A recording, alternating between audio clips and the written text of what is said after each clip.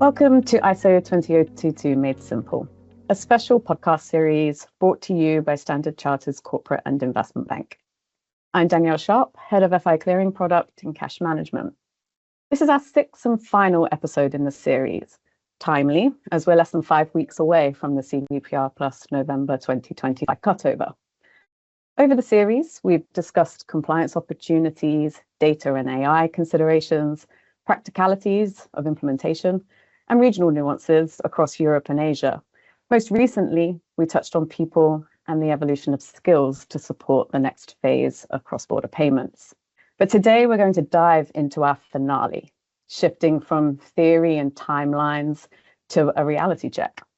We're going to turn the mic to our most important voice, our corporate and our bank clients. We'll touch on what's working, what's not, and how we make it meaningful for clients who are not just focused on message formats, but are very keenly interested in speed and data that they can trust.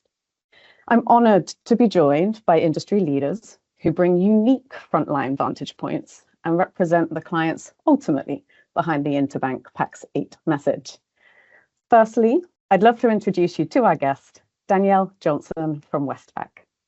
Danielle is Head of International Payments, and she will spend time with us today talking about ways in which ISO 20022 is being considered from a practical perspective across Westpac's various client segments. Danielle's seen firsthand how client expectations are shaping the way banks are thinking about ISO as an enabler for today and tomorrow. Danielle, thank you so much for joining us today. It's a real pleasure to have you with us. Yeah, thank you so much for having me and for inviting me. I am really looking forward to discussing today's topics. Amazing. And our second guest is Vibhor Narang from Standard Chartered, an Executive Director in Structured Solutions Cash Management, who will complement the discussion through a corporate lens. What's top of mind for our corporates, not least given corporate to bank instructions are not in scope of the November timelines. He'll talk about how ISO is a development that can go beyond payment rails and become levers for smarter treasury insights, enabling efficiency, agility, and risk mitigation in cash management solutions. Welcome to you, Vibhor. Thanks, Danielle. Looking forward for a really interesting discussion. Fantastic. This podcast's been very interbank heavy so far. So today I'm going to start with the corporate view. So for corporates, this isn't a standards program yet. It's a continuity challenge that touches ERP systems, shared service centers, reconciliation processes, and global liquidity visibility all at once. So Vibhor, perhaps let me start with you. As part of Standard Chartered's ISO 20022 thought leadership, you contributed very heavily to a white paper with Xanders on how ISO can enable frictionless reconciliation and allocation of cash. Also, you're just back from Eurofinance, and I am sure that ISO was a huge topic of discussion. Could you share with us some of the takeaways, headlines, top of mind perspectives from corporates at the moment? Absolutely. And it's a great question to start with.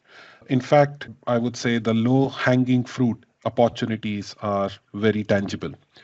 To begin with, enhanced auto-matching in receivables.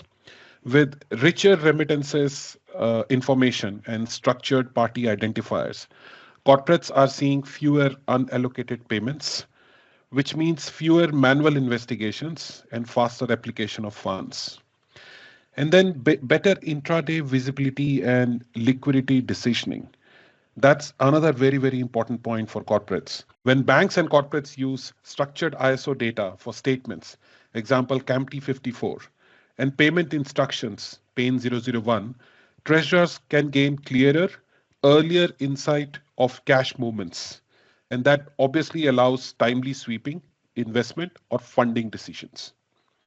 Also, reduce repair and exception costs. Errors due to ambiguous free text descriptions or missing party identifiers are one of the largest hidden costs in payments. With ISO standardized fields, those risks really reduce. And finally, this is the foundation for future innovation. And as you said, coming straight from the Eurofinance, this is the buzz all across. Once ISO data flows are in place, corporates can build higher value layers, example, dashboards, alerts, predictive analytics.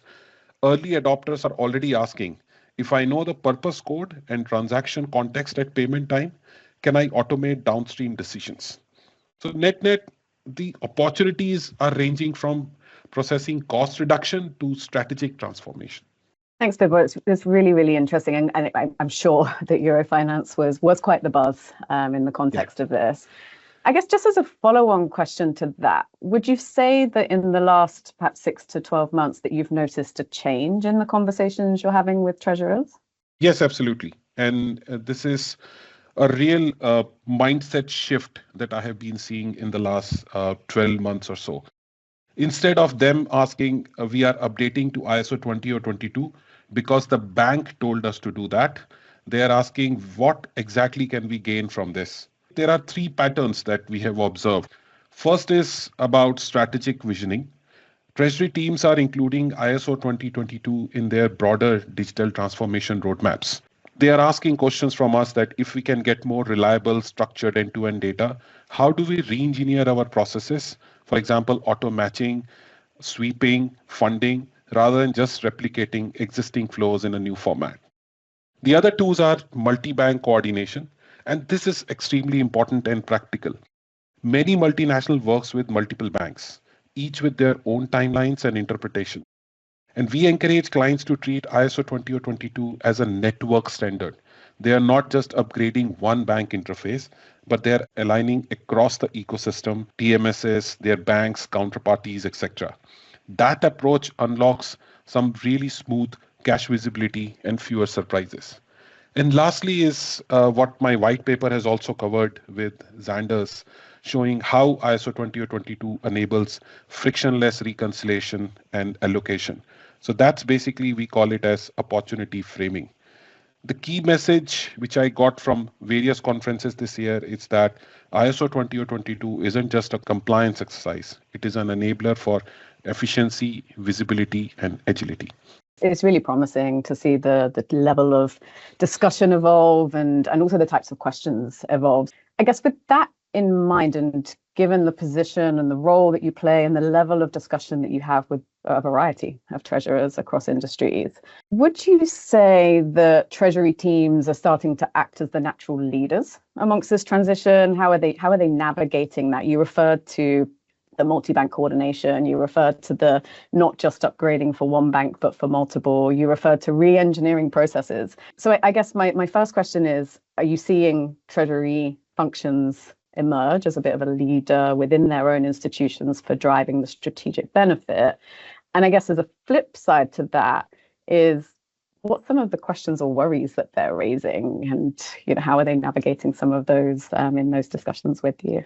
Treasuries are leading this particular discussion, and there are multiple opportunities, as I told you, but also there are some challenges. Corporates are saying that multiple banks seem to have different requirements and timelines, and sometimes that becomes a key friction point. Now, how are we addressing in Standard Chartered it for the corporates? We are talking about the clear communication and timelines. So we publish detailed guides and timelines. Your team is doing really great job, Danielle, for each region and product set. We are also looking at client-specific readiness checks. We offer health checks for each corporate clients. We offer multiple advisory across their mapping their bank relationships, geographies, volumes, identify the key corridors where these conversations matter the most. We also talk about bank agnostic upstream standardization, and they really love this conversation. We encourage corporates to standardize their own internal data, party masters, remittance fields, purpose codes, so that swapping from one bank to another becomes easier, particularly in the current geopolitical environment where they are in a constant acquisition mode and getting into new jurisdictions, etc. This becomes a key enabler and a differentiator together. And finally, we are having multiple peer forums and industry collaborations through our own treasury leadership forums, where ISO is a central topic, where we are discussing not only through our own banking experts, we are inviting consulting firms like Xander's, but we are also doing peer-to-peer networking and creating forums where they can learn from each other's experiences. Thanks, Vibhor. You've touched on a number of initiatives and things that we're doing really to drive home the journey, because it is the journey. And I think, we're all on it at different phases and stages. And of course, the timelines vary from a corporate perspective as well versus the interbank flows. And so I think at the crux of everything you're saying, we're saying that the success of CBPR Plus hinges on how well corporates and banks collaborate. So with that in mind, are you starting to see treasurers evaluate their banking partners differently based on the value that banks can provide from an ISO perspective? Absolutely. And they are looking at banks which are also providing advisory. They are looking at banks which provides end-to-end solutioning rather than just compelling them to move from one structure to the other. So that's where is the key differentiator. And I guess with that advisory lens in mind, and certainly through the evolution you're seeing from a corporate point of view, you've touched on lots of things that treasurers want to do with ISO data, so I won't ask you to repeat those. But do you think, in your view, that corporates will need to start thinking about new tools or new mindsets to be able to actually extract the value that they want to chase? Absolutely. And this is where I would say the strategy word really comes in. Their vision coming from the treasury is moving from a back office liquidity funding role to a real-time strategic advisor by using tools, by using initiatives like ISO 20 or 22. The most important aspect which ISO is bringing is data-enabled decision making. We deal with corporates, and in one extreme, they don't have much data to work with. They are still in the Excel sheet era. To the corporates who have got lots of data but don't know what to do with that. And also particularly when the data is not in the structure format. ISO is going to standardize and also increase the quality of this data multifolds. Now, what exactly it will lead out to? It will lead out to many other newer innovations which are coming in as, coming out from various conferences like Eurofinance, Swift's, Cybos, etc. We are seeing that corporates are getting more and more interested towards the whole real-time piece. Then we are looking at corporates looking at newer initiatives like generative AI, getting onto the whole DLT wagon, distributed ledger technology and blockchain. All these actually requires a very high quality data, very standardized data. And last but not the least, the regulation is also catching up with the innovation. What it means is that the regulators are also very keen to understand that what exactly lies beneath those multiple layers of payment messages, who exactly is the final debtor and who is the final beneficiary. ISO 20 or 22 provides a real deep insight in that as well. And this is definitely a regulator's delight too. I really like what you've said there, what lies beneath the payment formatting or the multiple layers of payment messages. That resonates so deeply, whether you're a bank, whether you're a corporate, whether you're a regulator. There are so many different flavors to that ultimately drive benefits. So thank you for sharing some of the thoughts and insights that are coming up in your conversations. Now, I'm going to pivot to Danielle, because I'm sure that having heard some of Vibhor's perspectives on the corporate side has sparked some thoughts and some of your own experiences from a bank perspective also. But before we go there, maybe let's start closer to home in Australia. So, of course, Australia leading the ISO 20022 adoption in many ways, not least thanks to the early moves across your key domestic payment infrastructure. So how would you say that you, Westpac, or all the other Australian banks are leveraging your early mover advantage in managing payment flows domestically and across the globe? Yeah, so in Australia, we do feel like we are experienced in ISO. We have been doing this for a while, not only just for our high value clearing stream, but our real-time payment scheme, MPP, does also have a base of ISO. But we also know with international coming up that we can't be too complacent. So we were lucky that our scheme ran a comprehensive program, including formalized industry testing to help ease us into the transition. But we definitely had our fair share of rejects and varied interpretations between different banks that have led to some friction.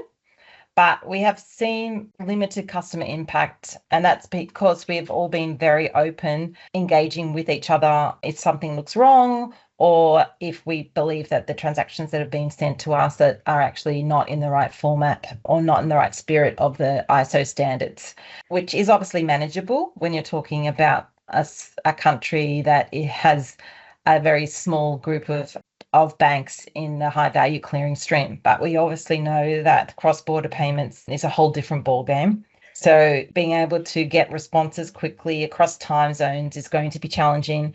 And we've also seen a lot of traffic already in MX where some of these kind of issues have come about. So fingers crossed.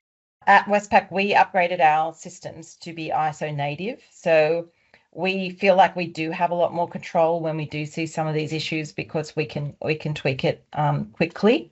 But I think the whole thing rests on the collaboration that you just mentioned across the global banking members of SWIFT to get action quickly if we do see that there are some of these mismatches in interpretation or transactions just working as they were previously. I mean, the ultimate thing is this first phase in November 2025 is really bank to bank, getting our value messages across the line. So it's our responsibility as banks to make sure our customers aren't impacted. Absolutely. And thanks, Danielle. I think the fact that Westpac have gone ISO native is no small feat. Again, we're in a similar situation here at Standard Chartered, but again, it plays to one of the discussions we had earlier in the series with Swift about that, the migration journey, the transition, and the different ways in which banks have chosen to approach that. And I do think that native is, of course, always going to help and enable you as a bank and every other bank to be able to progress, fix quickly, and ultimately see those advantages. So that's great. And I think in the topic of data, and you spoke about this, I guess, in the context of not needing or not wanting to impact clients at the end of it all. So I guess with that in mind, I'm just going to touch on data quality, because whether it's retail clients coming through different channels at Westpac, whether it's corporates sending payments through multiple ERPs or in different file types, I think it's fair to say that not all data lands in the cleanest possible way. So what would you say the most common pain points have been for you when files or instructions are hitting Westpac? And maybe just a point on how you have been working with those clients to fix those upstream. We work with our customers a lot to make sure that we can help as much as possible with straight-through processing. It does cost a customer a lot if a transaction is sent across the globe and then has to make its way back again, whether it be through fees, time in terms of that payment not being able to be executed on the other end, or it could be FX charges as well, where you basically need to unwind. So it's really important for us to work with our customers to make sure that data that we are collecting is as clean as possible, and that we're not doing any sort of truncation along the way, which in the previous world of MT, there was a lot of take the information from the customer, then put it through our own kind of formatting to make it actually process, and then what gets out from our bank to another bank probably doesn't look like what was input from the customer. For us in Australia, look, international payments is highly competitive, so it's really important that we get our processing as smooth as possible. The structured address initiatives that are coming, it may not necessarily be the compliance date for November this year, but definitely fast following into 2026. That's going to be really important for us to take what the customers are giving us, maybe do some pre-validation before we send the payment across the globe, and then making sure that we're sending the information that's needed across to the other banks. And that will help with some of the speeding up of compliance checks and just the overarching speed of a transaction. The other key use cases in the corporate space is similar to what Vibhor had mentioned. Once our customers are moving to Pane 01 and also sending us nice, clean data from their ERP systems or their TMS systems, and then we process that end to end, the speed and the accuracy is also going to help make sure that those payments go straight through all the way to their beneficiary bank somewhere else across the globe. The structured address piece resonates a lot, and actually it's quite a controversial one in some ways too, right? Because I guess the level of upgrade that's going to require for a vast number of underlying clients, corporates alike, is not, well, it's very extensive. And so again, being across all of those first level mappings and understanding where your information's going, and how do you even gather some of that information in the first instance if you've never had to ask for it before. Again, I think it really plays into how do we start to derive benefit, and something over and above just meeting an industry requirement or a formatting concept. And so I guess with that, where do you think so far, and you touched on NPP, you touched on some of your high value clearing capabilities that have already been through ISO journeys. What would be an example where you have seen enhanced data already delivering or creating measurable value for your clients? I think there's still a way to go on that part, but there is the example that we have in Australia where for Aussie dollar payments coming into the country, we now can settle them through our MPP system.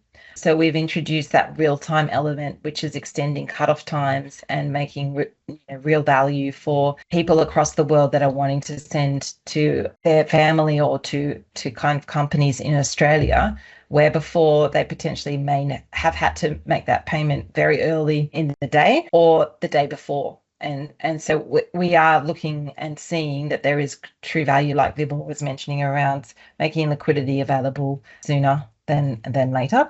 So that's one really good initiative that's come out of the fact that we do have interconnected payment schemes in Australia. Probably where we want to get to, and what we're seeing, back to the other comments as well, around regulators are really happy about the fact that ISO is going to come in. And I think that will help definitely with a lot more faster screening and much more reliable screening of all the parties that are involved in some of the transactions. Yeah, and I think you've just responded on something I was thinking through in my mind, which is, how do we really evolve from beyond compliance and risk management and, some of the more obvious areas of benefit to, genuine client and commercial outcome. And again, I think the examples you've given there are really, really strong and play exactly into that. So great.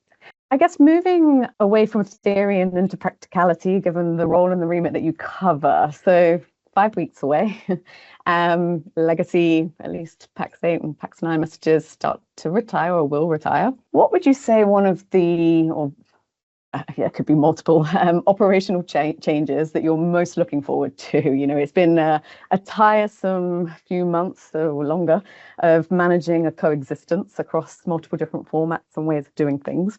So yeah, I'm really intrigued, what's the operational change you're most looking forward to, but also maybe what's the one thing that slightly worries you ahead of the end of November?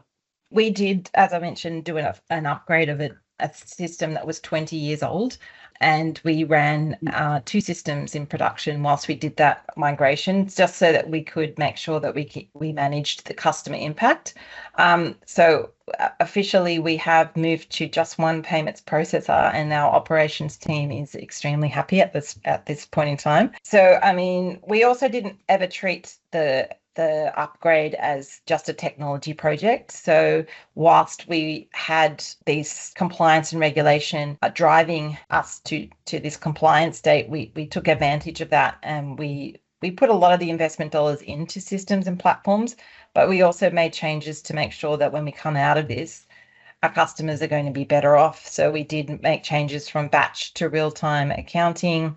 We added APIs across the new environment, and we included real-time fraud and scam screening. So what we feel like we've come out of this is a much better operating environment for ourselves and for our customers. And so we're really excited for November 25. But one of the key areas is obviously just the reduction in, or the increase in straight-through processing, and the reduction in the number of repairs that we will have with these transactions, because that's where the real value is. We do know that obviously, I think probably the first month or two going into kind of nightmare modes, or what keeps me up at night, is that you often have a spike where there are going to be a lot of challenges. And obviously November 2025 is just before December, which is in international payments, probably the largest month where money is circling the globe.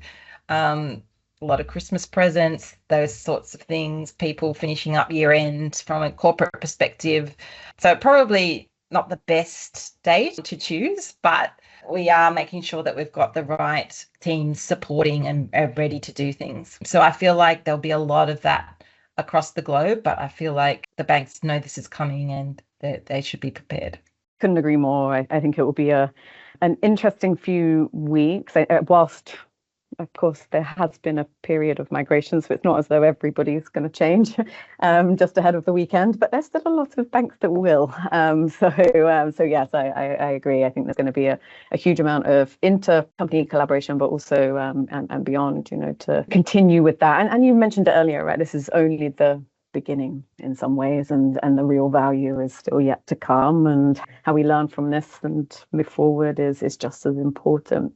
So I guess with that, I have a slightly longer viewed question for you. So 5 years from now, when ISO is just how we do things, how we move money, what capabilities do you think could be developed through the transformation to enable your international payments business agenda? And I guess, bringing this back to some of the G20 goals, how do you think ISO might be an enabler for being able to achieve cheaper, faster, and more transparent cross-border payments as a whole? Yeah, I mean, if I look at where we want to be in 5 year time, it's probably a shorter time frame from that. But as we mentioned, in Australia, we already have real-time payments for domestic. So the expectation from our customers across all spectrums, from retail all the way up to corporates, is that international payments have the same experience. And we should be able to get close to that. I think with a lot of the real-time payment schemes opening up to one leg out transactions, the clean data from ISO, and the ability for us to look at interoperability between payment schemes now that we all have ISO is definitely somewhere where I think that's where the future of international payments are going to be. I feel like, though, the biggest thing that we need to do in terms of Westpac is to introduce that pre-validation elements before we send payments across the globe.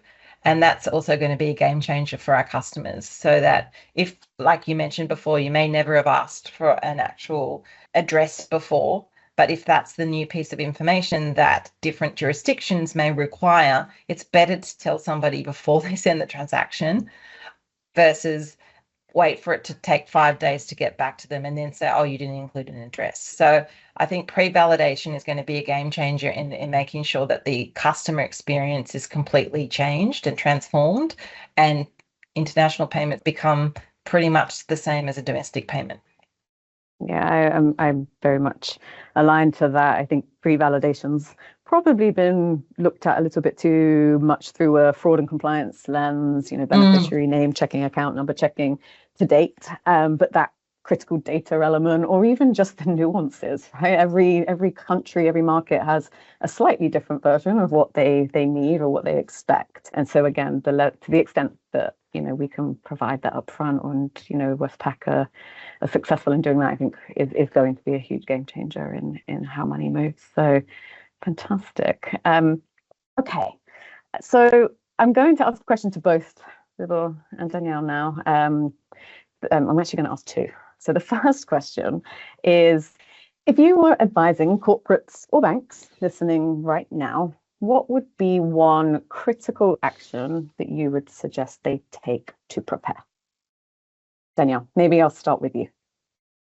I think one of the critical actions is collaboration. So a lot of this is not necessarily, depending how small your bank is or how big or small your corporate is, there is always going to be a collaboration required for you to get money across the world. So if you are looking at starting, it actually helps to speak to the experienced either banks or advisors in this area to give you the right way to do it. As we mentioned, there's been people doing ISO for the last 3 years during coexistence, and a lot of lessons learned.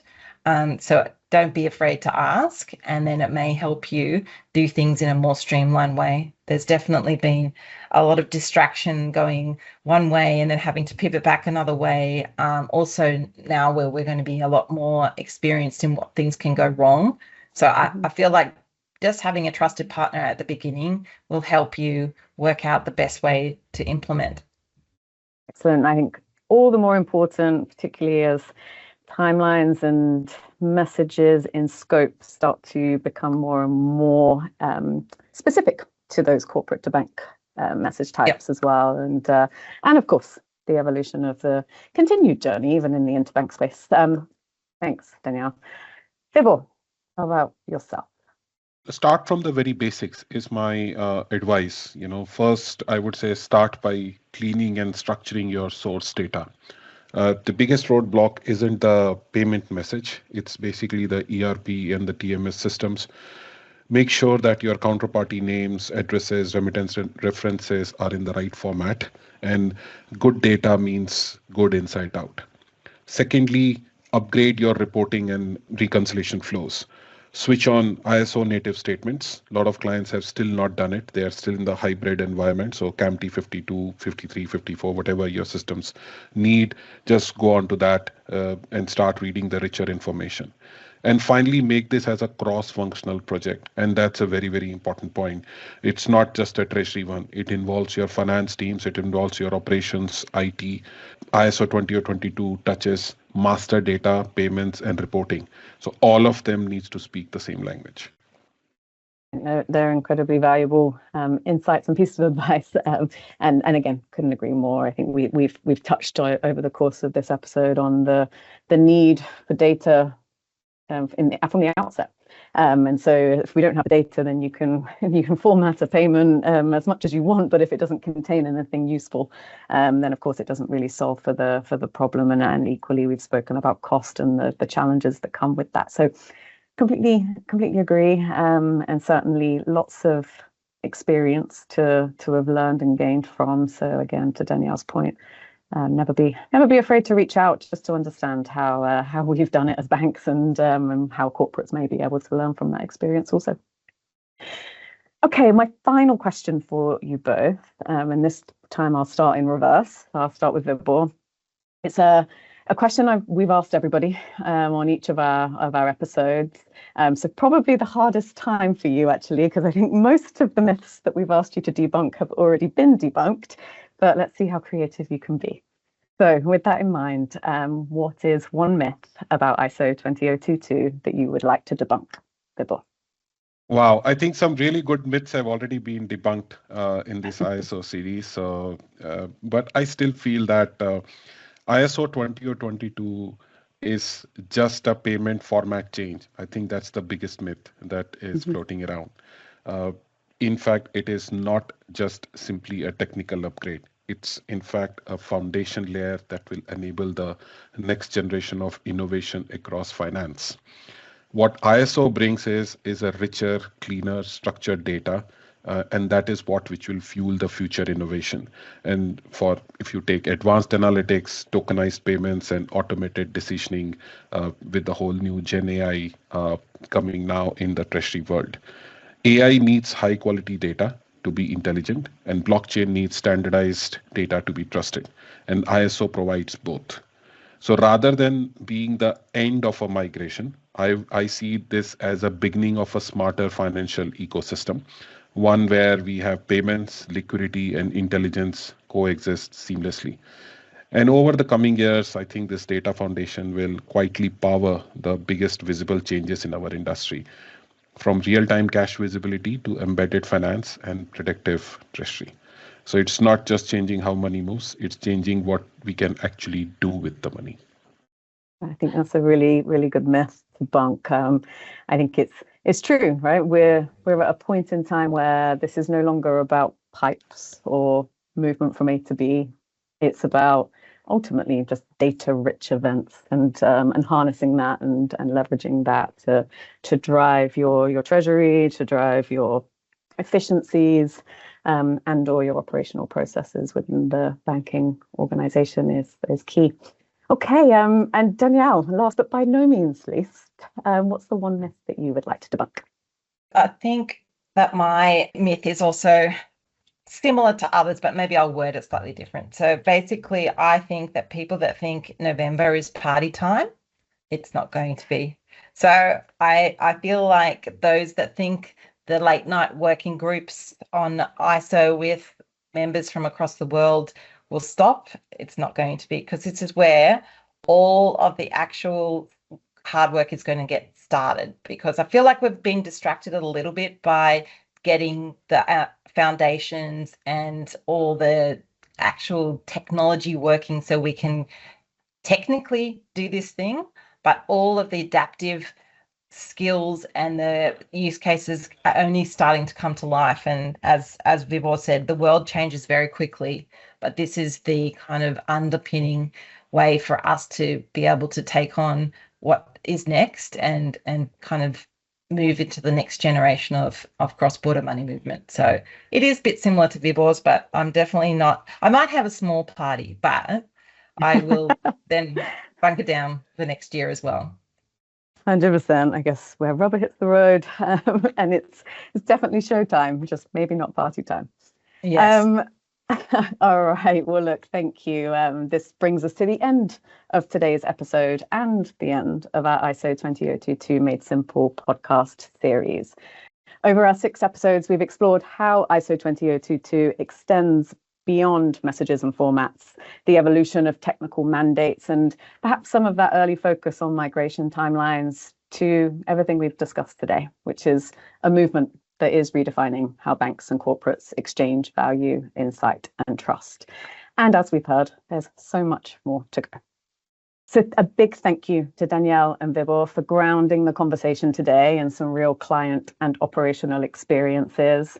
And I think as we leave today's episode for banks, the question now is, how will you use ISO 20022 to better serve your clients?